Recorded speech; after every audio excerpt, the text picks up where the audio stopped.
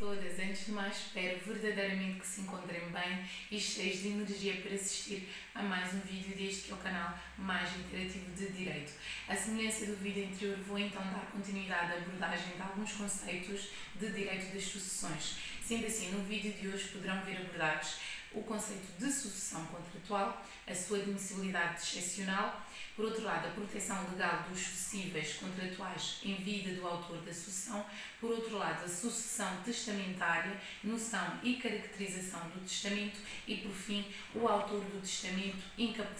incapacidade, inabilidade e legitimidade testamentária ativa. Sem mais delongas, vamos lá começar.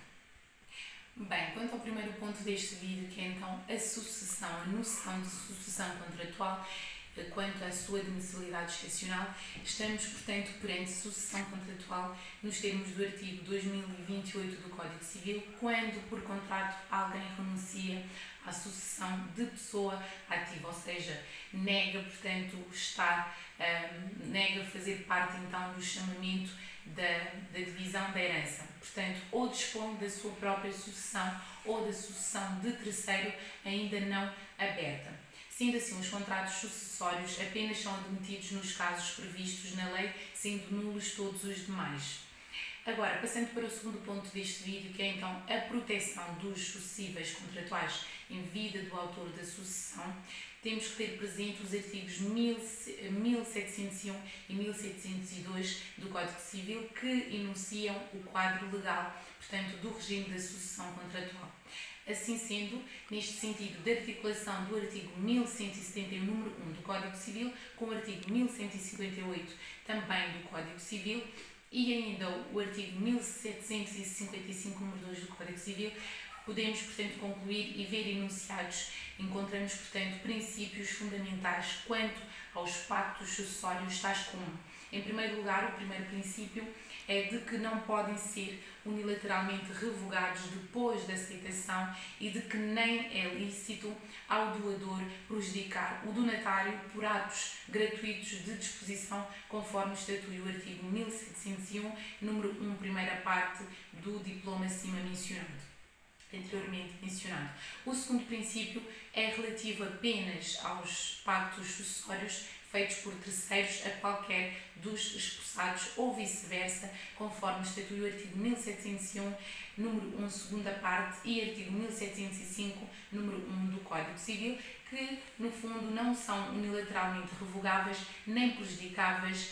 por atos gratuitos de disposição por força do princípio, será o de que eles, no fundo, podem ser revogados a todo o tempo por mútuo acordo dos contraentes. O terceiro princípio e o último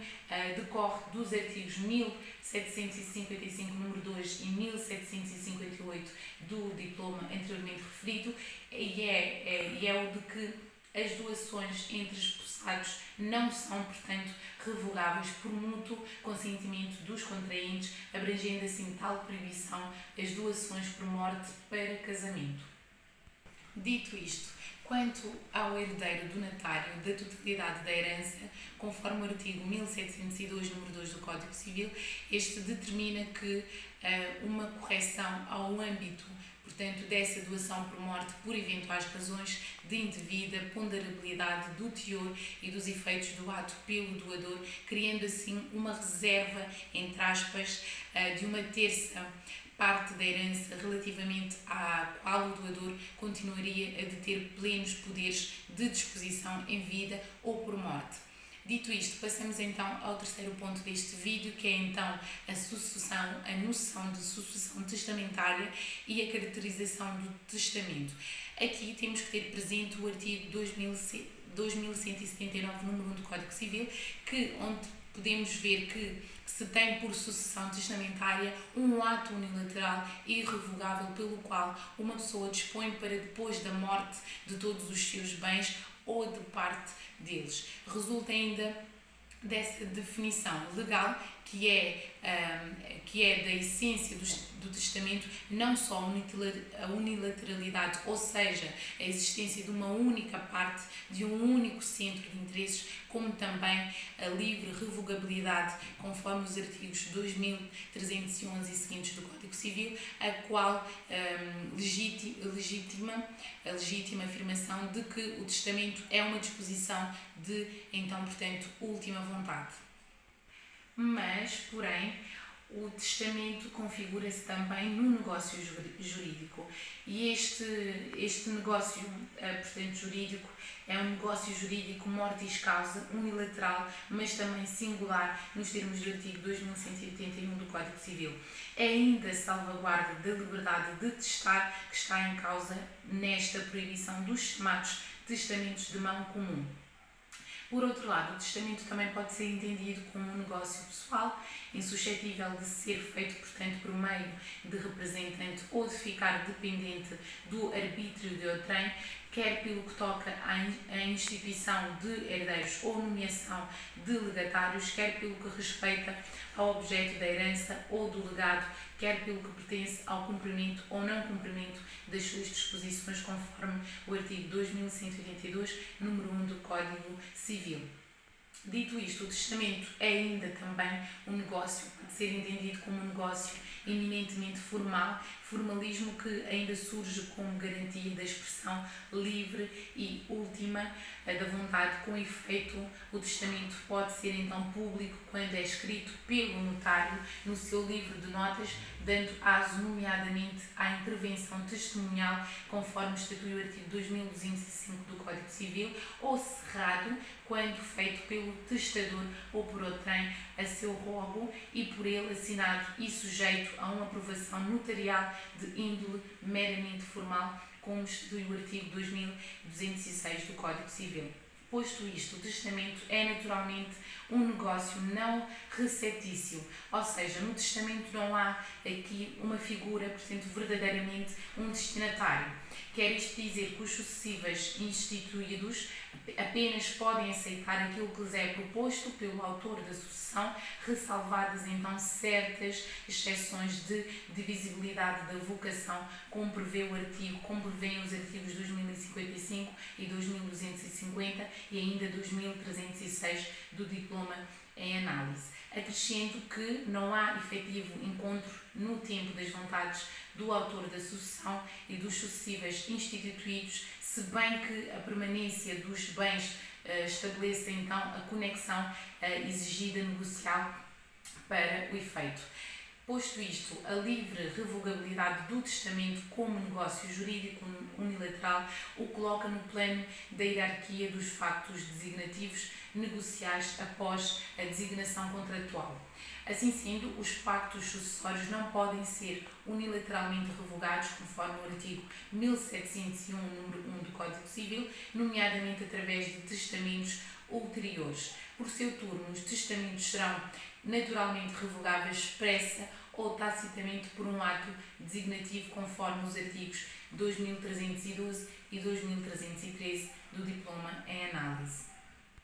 Muito bem, dito isto, agora passando para o último ponto deste vídeo, que é então o autor do testamento, que inclui então aqui a incapacidade, inabilidade e legitimidade testamentária ativa. A regra aqui no tocante à capacidade testamentária é de que podem testar todos os indivíduos que a lei não declare incapazes de o fazer, conforme prevê o artigo 2188 do Código Civil. Reportada então a pessoas singulares, ou seja, indivíduos, a capacidade testamentária é, entretanto, uma capacidade de exercício e não de gozo. Dito isto, diversamente é a figura da indisponibilidade relativa recortada nos artigos 2192 e seguintes do Código Civil, que determina então, determinando assim a lei a sua nulidade. Assim sendo, as pessoas relativamente às quais a lei cria situações de indisponibilidade podem ser chamadas, por exemplo, por sucessão legítima, se for caso disso, já a indisponibilidade se cinge à sucessão testamentária. Ainda neste sentido, o artigo 2192, número 3 do Código Civil é aplicável à situação prevista no artigo 2194 do Código Civil também e do artigo 2195, número linha B do Código Civil, e também aponta para a incidência no lado ativo da sucessão testamentária da indisponibilidade relativa na medida em que ela não operará nesses casos, apesar da identidade da facto espécies normativa por se estar entre descendentes, ascendentes, colaterais até ao terceiro grau ou o cônjuge do testador. Por outro lado, a própria expressão legal, indisponibilidade relativa, parece acentuar que o que está fundamentalmente em causa são as circunstâncias conexas com a facultas agente por morte do testador. Por outro lado, a lei admite, nos termos do artigo 2297 e 2298 do Código Civil, que o progenitor que não estiver inibido do poder paternal substitua aos filhos os herdeiros ou legatários que bem lhe aprover para o caso do filho falecer sendo menor, e estamos perante a substituição pupilar, ou em situação de interdição por anomalia psíquica, e estamos, portanto, perante a substituição quase pupilar. Em suma, a substituição pupilar e quase pupilar caducam, entretanto, se o filho adquirir ou ainda readquirir capacidade testamentária conforme os artigos 2297, número 2 e 2298, número 2 do Código Civil, e ainda se o substituído falecer, deixando assim descendentes ou ascendentes. E chegamos ao fim de mais um vídeo. Muito